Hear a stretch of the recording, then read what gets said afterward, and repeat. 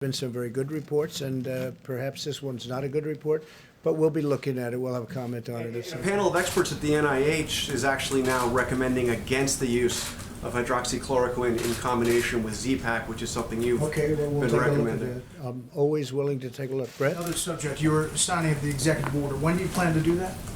The executive order will be, it's being written now as we speak, probably tomorrow sometime. So will it have exemptions in there for We'll have certain exemptions because you're going to need certain exemptions, but we'll be notifying you tomorrow.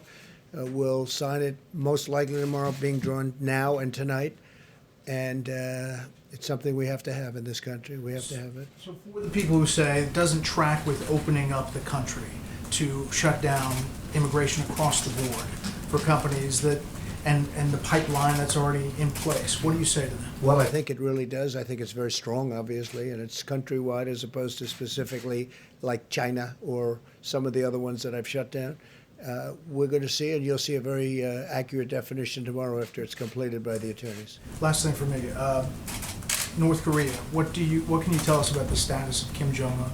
Well, these are reports that came out, and we don't know. We don't know. I've had a very good relationship with him. I wouldn't, I can only say this: I wish him well, because if he is in the kind of condition that the reports say, that the news is saying, that would be that's a very serious condition, as you know. But I wish him well.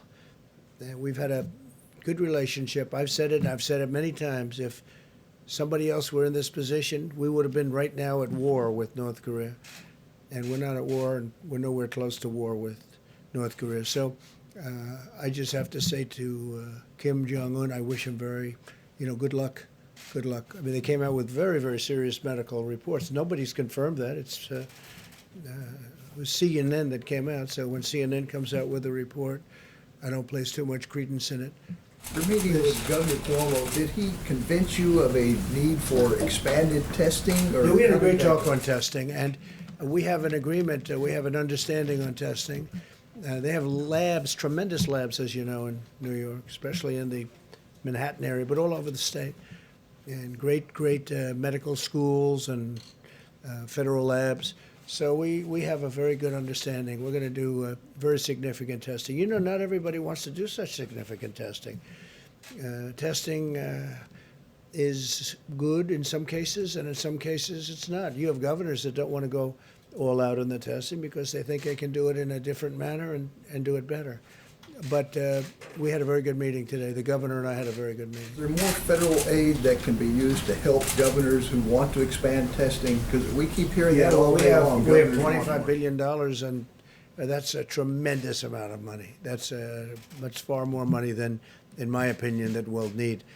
And again, already we're testing more by far than any country. I think I read yesterday a report that we've done more than everybody else, every other country combined, and I think our people should be getting a lot of credit for that.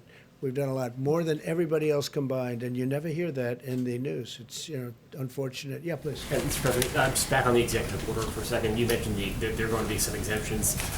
We're reporting right now that it only applies to employment, in green cards for employment, but not for those for It is immediate green family. cards, but we're going to be reporting on that later on. It might be tonight or tomorrow. We'll give you an exact report. You can say to people who may be worried about the ability to bring immediate family members into this. No, I think it's been covered pretty accurately in this case. I think most people know what it is, and some people will be able to get in. We have to do that, obviously, even from a humane standpoint. But there'll be some people coming in. But it's a strong order.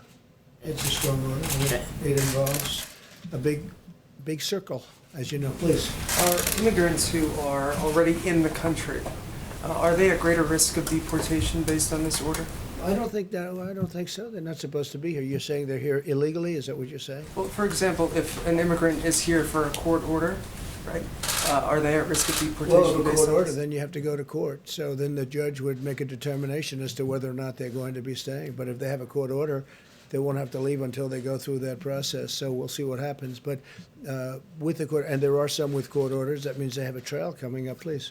Yes, so obviously on the immigration executive order, you've raised concern for a long time, even in good economic times, about immigrants taking Americans' jobs. So Under what conditions would you consider lifting this halt on immigration? Well, we're And- doing, yeah. Or is this sort of an opportunity to address what you've seen as a problem for a long time? Well, I think, look, right now, obviously, there's never been, we had the greatest economy in the world, and then one day we had to shut it down. They said, you have to shut it down. We did the right thing, because I think we would have had 1 million or maybe even 2 million, or maybe more than that deaths. So we did the right thing.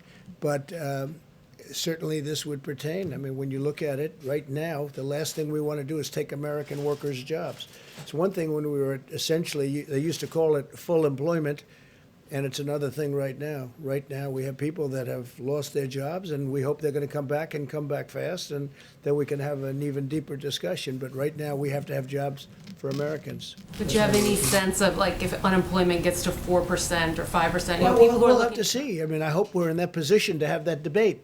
Right now, we're not in that position. Right now, we closed down the largest economy, the greatest economy in the history of the world. It's the most successful economy. When you look at the stock market, we're breaking records virtually every week, sometimes every day.